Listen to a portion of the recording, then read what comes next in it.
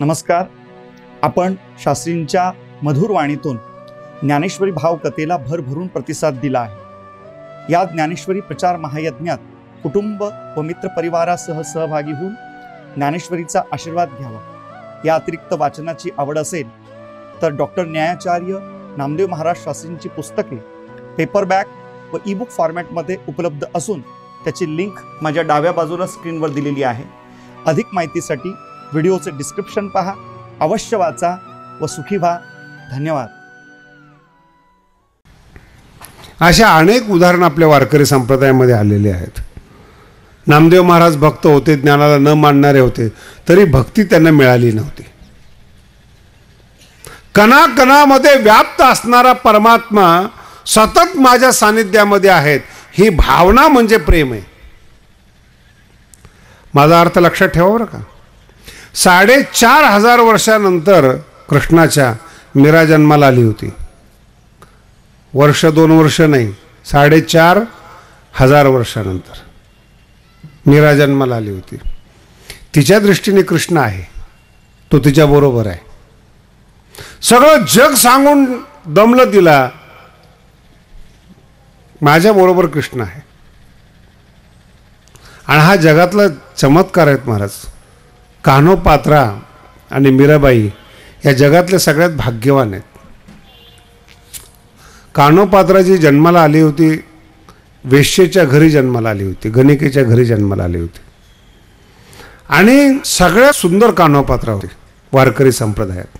सगळ्यात देखणी कान्होपात्रा वेश्येच्या घरात जन्माला आली. तिच्या सौंदर्याची चर्चा, ती मूळची मंगळवेढ्याची सौंदर्याची चर्चा सगळ्या परिसरात पसरली होती. राजापर्यंत बातमी गेली. पण तिला काही कळायच्या आत कान्होपात्रा स्त्री होण्यापूर्वी दिंडी पाहिली आणि ती पंढरपूरला आली. आपण पंढरपूरला गेल्यानंतर आपल्याला मूर्ती दिसते आणि तिला कृष्ण दिसला. किती फरक असतो आपल्यामध्ये. आणि तिने सांगितलं की मी आता इथेच राहते. पण बिदरच्या बादशाची दृष्टी बदललेली होती की वेश्येची मुलगी आहेत, काय लागेल ते घेऊ शकते. आणि एखाद्या मनामध्ये जर अशी काही विचित्र भावना बसली ना, सज्जनाला त्रासच होतो. आणि राजाने प्रधान हाती निरोप पाठवला, तू जर नाही आली तर मी येतो. ठीक दखल घेतली नाही कान्होपात्राने. आणि राजा स्वतः निघाला कान्होपात्रेसाठी. आणि राजस्थानमध्ये अकाल पडला. राजस्थानचे घरचे लोक मीरेला परत आणण्याकरता निघाले. दोघांचा सारखाच प्रकार आहे. परत जायचं म्हणले की दोघांनी नकार दिला. पण स्त्रीची शरीर असल्यामुळे ती किती प्रतिकार करणार. म्हणून कान्होपात्रा आणि मीरा दोन्ही भगवंताच्या पायाजवळ गेल्या. हा जगातला सगळ्यात मोठा चमत्कार आहे महाराज. विठ्ठलाच्या पायावर कान्होपात्रेने डोकं ठेवलं आणि तिथंच ती विसावली. असं मरण कधी कुणाला येत नसतं. काय म्हणणार तुम्ही या गोष्टीला. आजपर्यंत असं घडलं नाही कधी. विठ्ठलाच्या पायावर डोकं ठेवलं, तिथंच प्राणज्योत भगवंतात विलीन झाली कान्होपात्रेची. पृथ्वीवरचं पहिलं मंदिर आहे. एका मंदिरात गणिकेची समाधी आहेत आणि सगळे लोक तिचे पाया पडतात. कोणी विरोध केला नाही आजपर्यंत. 1000 ठिकाणी जाऊन बघा तुम्ही. विठ्ठलाला किंमत काय. तो तळागाळातल्या लोकांचा देव आहे, गोरगरिबांचा देव आहे. फार सोवळं ओवळं नसतं महाराज. कोणी आलं तर पाय शिवू शकतो त्याचे. तुम्ही तिरुपतीला जा नाही तर कुठे जा, तुमच्यात देवात बरंच अंतर असतं. पंढरपूरचा देव असा नाही आहे, कोणी आलं तरी तो जवळ घेतो. पायावर मला तुम्ही कल्पना करा. तुम्ही मीरेनं द्वारकाधीशच्या चरणावर मस्तक ठेवलं आणि तिथंच तिची प्राणज्योत मावळली. एक राजघराण्यातली होती आणि एक गणिकेच्या घराण्यातली होती. पण दोघांचा चमत्कार कसा आहे. पायावर मस्तक ठेवावं आणि प्राणज्योत मालवावी. काय म्हणणार तुम्ही या गोष्टीला. हे काही पुराणातल्या गोष्टी नाही आहेत, ह्या घराण्यातल्या गोष्टी आहेत. आणि मग असं घडल्यानंतर मग सगळे लोक म्हणाले मीरा संत होती, मीरा संत होती. असताना त्रास दिला, असताना विष दिलं, असताना महात्म्य कळालं नाही मीरेचं. कानोपात्रीचं तर कळालंच नाहीत महाराज. मंदिरात राहिली कानोपात्रा आणि ज्ञानोबरांची भक्ती करायची. काय भाग्य असेल मला सांगा ना तुम्ही. कसं किती सुंदर जीवन आहे ते. किती वेळ जगला त्याला महत्त्व नाही आहेत. अहो भगवंता चरणावर डोकं ठेवायचं आणि प्राणज्योत मालवायची एवढं सामान्य समजता का? असे असे मृत्यू आपण तुम्ही आम्ही पाहतो, बसू वाटत नाही त्या माणसाकडे. ज्यांच्या मांडीवर आपण खेळलेलो असतो त्यांचा चेहरा त्यांच्या मुलाला पाहवत नाही. कुठं तुलना करता तुम्ही जगाशी? मुक्ती म्हणजे एवढी सोपी वाटणारी मुक्ती नव्हे, ती प्रेमाने मिळणारी मुक्ती. तर दोन्हीही कानोपात्रा असो किंबहुना मीराबाई असो हे प्रेमाचे प्रतीक आहेत. पाहिजे तेव्हा ते शरीर सोडवू शकतात. ती त्यांची ताकद आहे, त्या भक्तीतून मिळाल्या. आणि अभक्ती नसेल तर मुक्तीची संकल्पनाच नाहीत. भक्तीविना तो जो प्रेम प्रसाद आहे तो नियंत्रण करतो शक्तीवर, आपल्या जीवनावर नियंत्रण करतो. पाहिजे त्यावेळेस आपल्याला मृत्यू येऊ शकतो. ह्या अध्यात्मातला चमत्कार आहे. प्रश्न असा आहे की तिथपर्यंत पोहोचणारी माणसं कमी आहेत. ज्या माणसांना आपण संत समजतो, भक्त समजतो, ते आकाराने भक्त असतात, क्रियेने भक्त असतात. अंतःकरणाचं कुणाला माहीत नसतं. कसं अंतःकरण आहे, काय अंतःकरण आहेत, कोण कशा करता काय प्रयत्न करेल याचाही अंदाज नसतो. कधी कधी भक्ती सुद्धा संसार वाढवण्यासाठी असते. एखादा देव, एखादा संत आशीर्वाद देतो म्हटलं की तिकडं गर्दी जमते माणसाची. एखाद्याच्या आशीर्वाद दिल्याने संसार चांगला होतो. कसलं प्रेम आलेत महाराज, व्यवसाय आहे तो. आम्ही तुझ्या दर्शनाला आलो, आम्हाला आशीर्वाद द्या. धूप दीप नैवेद्य आरती केली की घर सुखी राहावं, हे व्यवसाय. हा भक्ती नाही आहे ती. आणि भक्ती हे व्यक्तिगत आणि खाजगी जीवन आहेत. आता दोन प्रकार पहा बरं का. भक्ती हे सहजता आहेत. याच अभंगामध्ये चरण फार सुंदर आहे. सायास करसी प्रपंच दिननिसी.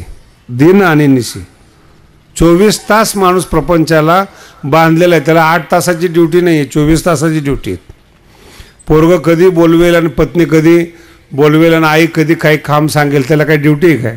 7 ते संध्याकाळी 7 काम करायचं आणि बाकी ना असलं काही नाही. 24 तास ज्ञानोबरांचे शब्द आहेत. सायास करीसी प्रयत्न करतोस, प्रपंच दिननिसी प्रयत्नही करतोस, कष्टही करतोस. आणि ज्या ठिकाणी आपण प्रयत्न करतो त्याचा काय भरोसा आहे महाराज?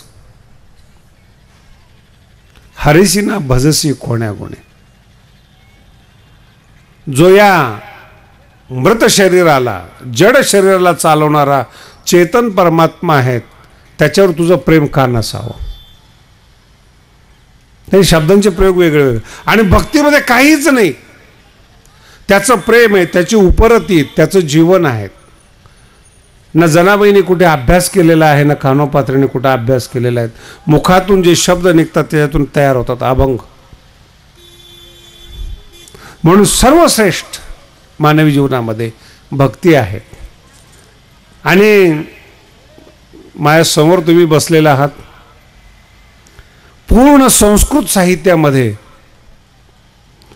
भक्तीवर एकही ग्रंथ नाही. नीट ऐका बरं का. ज्ञानावर ग्रंथ आहेत ते तर काय सांगायला नको तुम्हाला. वेद आहे, षडदर्शन आहेत, द्वादश दर्शन आहेत, स्मृती आहेत, मनुस्मृती आहेत, नीतिशास्त्र. प्रेमावर एकही ग्रंथ नाही. पूर्ण संस्कृत साहित्यामध्ये प्रेमाचं वर्णनच करता येत नाही महाराज. नारद भक्ती सूत्र आहेत. नारद प्रेमाची व्याख्या नाही केली त्यांनी. त्यांना विचारलं प्रेम म्हणजे काय. आता भक्तिसूत्र म्हणजे भक्तीची व्याख्या तर केली पाहिजे ना. भक्तिसूत्र कशाची? नारद म्हणतात मला प्रेम मिळालेलं आहे भगवंताचं, मी प्रेमळ आहे, पण ते प्रेम सांगूच शकत नाही मी. हेच त्या भक्तिसूत्रात सांगितलंय की सांगू शकत नाही. व्याख्याच तशीच. अथा तो भक्तिम व्याख्यास्यामः. पहिलं सूत्र आहे नारदाचं. भक्ती कशाला म्हणतात हे मी सांगतो. अथा तो भक्तिम व्याख्यास्यामः. सा त्वस्मिन् परमप्रेमरूपा. ती भगवंतामध्ये परमप्रेमरूप असते. संपली भक्तीची व्याख्या. प्रेम म्हणजे काय? यथा व्रज गोपिका नाम. गवळणीने केलं तसं म्हणजे कसं? व्याख्या संपली. एवढे 2 सूत्र आहेत भक्तिसूत्रामध्ये प्रेमाबद्दल बोलणार आहे. मग त्याला म्हणलं एवढ्यात कळत नाही. ते म्हणजे काय आता कळत नाही, तो माझाही नाईलाज आहे. पण मी हे सांगू शकतो प्रेम मिळाल्यानंतर तो मनुष्य कसा वागतो. प्रेम म्हणजे काय हे सांगू शकत नाही. प्रेम मिळाल्या यत् प्राप्य न किंचित वांछति. जे मिळाल्यानंतर तो कशाचीच इच्छा करत नाही. पण ते मिळालेल्याची व्याख्या काय ते नाही सांगता येत. यम प्राप्य न किंचित वांछति न शोचति न रमति नोत्साही भवति. जे मिळाल्यानंतर काहीच मिळवण्याची इच्छा होत नाही. न किंचित वांछति न शोचति. जगावर विचारच करत नाही, शोक करत नाही, दुःख करत नाहीत. काय या व्याख्या आहेत बरं का. म्हणे महाराज थोडं तरी काहीतरी सांगा जरा भक्तीविषयी. काहीतरी काही सांगता येत नाही. बरं तुम्हाला सरळ सांगता येत नाही तर जरा उलट सांगा. ती नसली तर काय, असली तर सांगता येत नाही तुम्हाला, नसली तर काय. खूप गोड शब्द आलेला आहे. एकच शब्द येतो सुद्धा. ती नसली तर काय. म्हणजे असं होत नाही प्रेमामध्ये. पण यदा कदाचित असा काही आघात जीवनावर झाला आणि 1-2 मिनिटं जर विसरण्याचा प्रयत्न आला तद विस्मरणे परम व्याकुलता. विसरायचा जर प्रसंग आला ना, परम व्याकुलता. आणि हे जे 2 शब्द सांगितले ना तुम्हाला, भारतीय पिक्चर या 2 शब्दावरच आहेत. तुम्ही कोणताही पिक्चर बघा, परम व्याकुलता. ते फक्त अभिनय करून दाखवतात. सूत्र अध्यात्मातलेच आहेत. परम व्याकुलता. करमतच नाही. जीवनातला कुठलाही घास गोड वाटत नाही. भगवान श्रीकृष्ण ज्यावेळेस वृंदावन सोडून येतात, सगळा संसार सोडून देते राधिका, सगळा शृंगार सोडून देते. जिथे बसेल तिथं कृष्ण दिसतो. ज्या दगडावर बसेल तिथं कृष्ण दिसतो. आणि हे भागवतात वर्णन आलेत जे आत्ताच्या पिक्चरमध्ये लोक दाखवतात. झाडाजवळ जाते राधिका, तिथं कृष्ण बांसरी वाजवताना दिसतो. दगडाजवळ जाते, तिथं तो परमात्मा बसलेला दिसतो. यमुनेवर फिरायला गेली, तिथं तो परमात्मा दिसतो. तुम्हाला अजून माझा अर्थ नाही कळाला बरं का. ज्या आई झालेल्या माता आहेत ना, घरात मुलगा नसला ना तो सगळीकडे दिसतो, त्यालाच प्रेम म्हणतात. तो घरात कुठेच नसतो, तो शाळेत गेलेला असतो. पण ती जे आईचं चित्त जे असतं ना, म्हणून ज्ञानेश्वरीमध्ये सगळ्यात जास्त आईचं वर्णन आलेलं आहे. सगळ्यात जास्त आईच्या ओव्या आहेत. मुलगा घरात नाही आहेत, पण तिला सतत भास होतात. आणि एक लक्षात ठेवा, त्या भासामध्ये तिचा दिवस निघून जातो. तोच प्रेम आहे, तोच प्रेमाचा प्रकार आहे. ईश्वराविषयी प्रेम असलं काय आणि आपल्या मुलाविषयी असलं काय, तो प्रेमाचा आभास तयार होतो. इथं उभा होता, इथं खेळत होता. आणि जेवढे पुरुष मंडळी बसलेले आहेत ना, ती जोपर्यंत आई होत नाही स्त्री, तोपर्यंत तुमच्यावर प्रेम असतं. स्त्री ज्या दिवशी आई झाली त्या दिवशीपासून सगळ्या पुरुषांना पुत्रपुराणच ऐकावं लागतं. आणि तुम्हाला पर्याय सुद्धा दे. तो आज हसला, तो आज बोलला, तो एक शब्द बोलला, तो चालला कसा, बघतो कसा, सगळं हेच प्रेम आहे हो. ह्याच्यापेक्षा काही वेगळं आहे. फक्त तो मोठा झाल्यानंतर त्याचा विषय बदलतो, हिचा विषय बदलत नाही. आणि परमात्मा कधी विषय बदलू देत नाहीत, म्हणून परमात्म्यावर निश्चित रूपाने प्रेम असतं. गवळणी म्हणजे काय? ज्ञानोबाऱ्यासारख्याने गवळणी लिहिलेलं आहेत.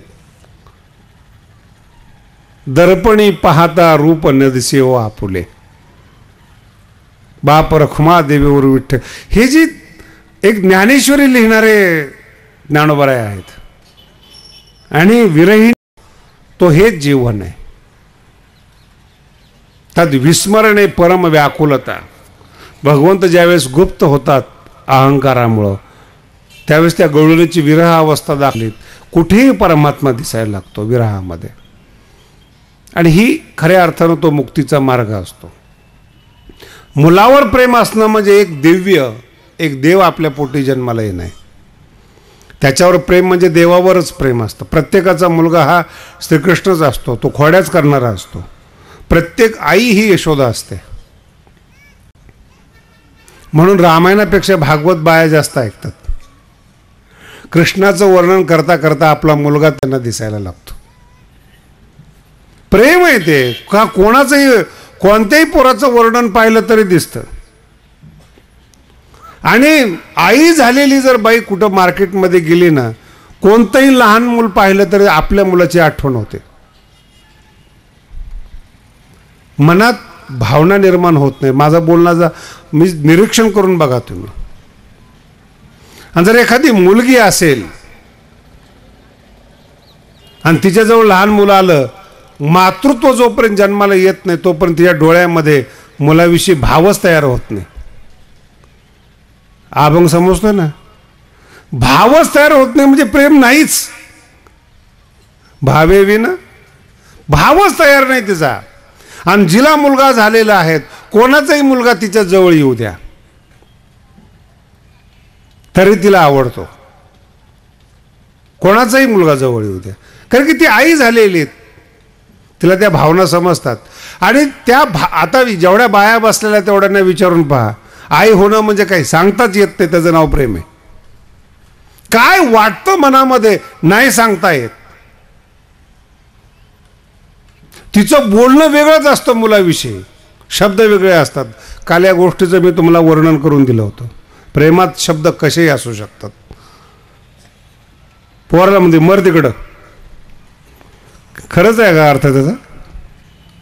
आई मारते सुद्धा, मर बोलते, सगळं सगळं बरोबर आहे.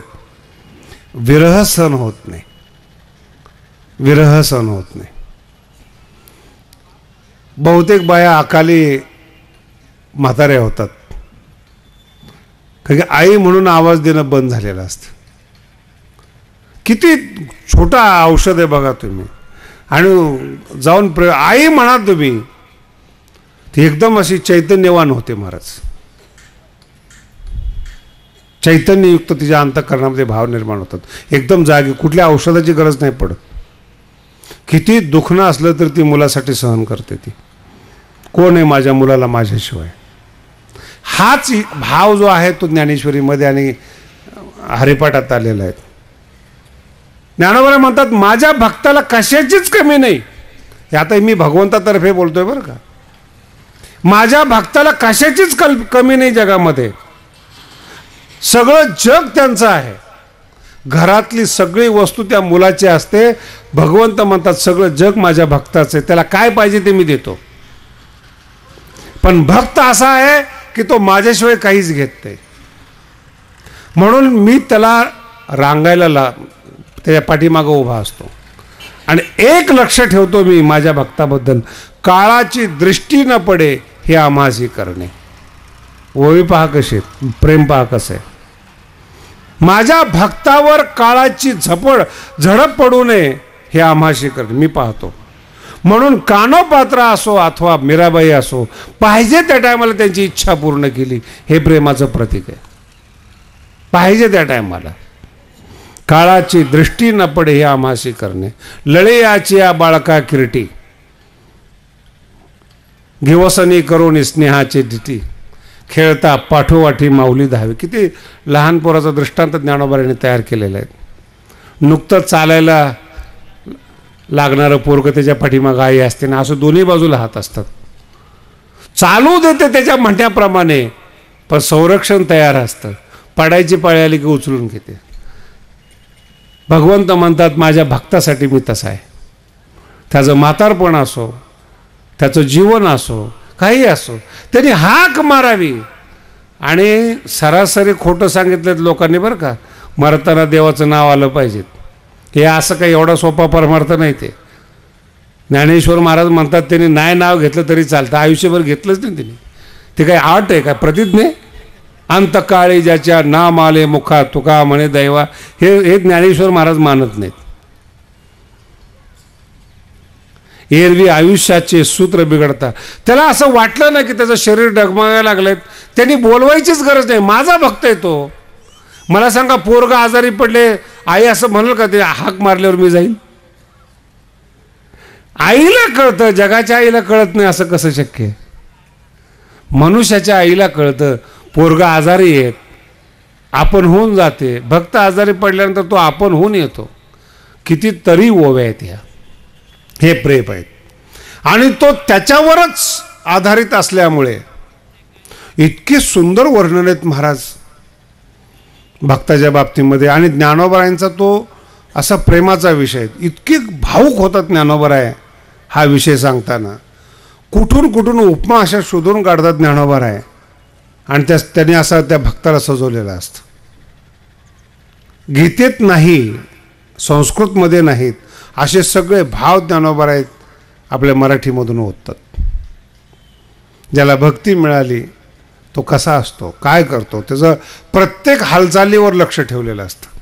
आणि इथं समाप्त होतो तो ज्ञानी. तो मलाही माहिती ना, आम्हाला माहिती. कितीही प्रेम असू द्या, मुलगा एकदा समजदार झाला ना, नाही कळालं अजून, बापसुद्धा 2 हात लांब राहतो. कळत नाही तोपर्यंत मुलगा मांडीवर असतो. आपल्या पायावर उभा राहिल्यानंतर बाप लांब जातो. तुम्ही ज्ञानी झाल्यानंतर देव लांब जातो.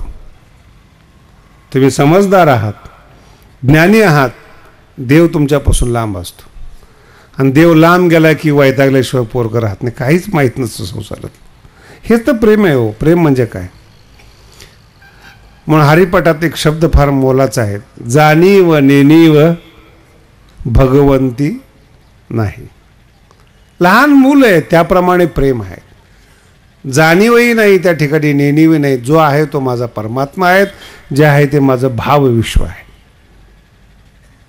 आज दुसरा दिवस आहे आणि हा जो महत्त्वाचा विषय होता हरिपाठातला, जो प्रमुख विषय आहे, तो आज आपण थोडासा विस्ताराने पाहिलेला आहे.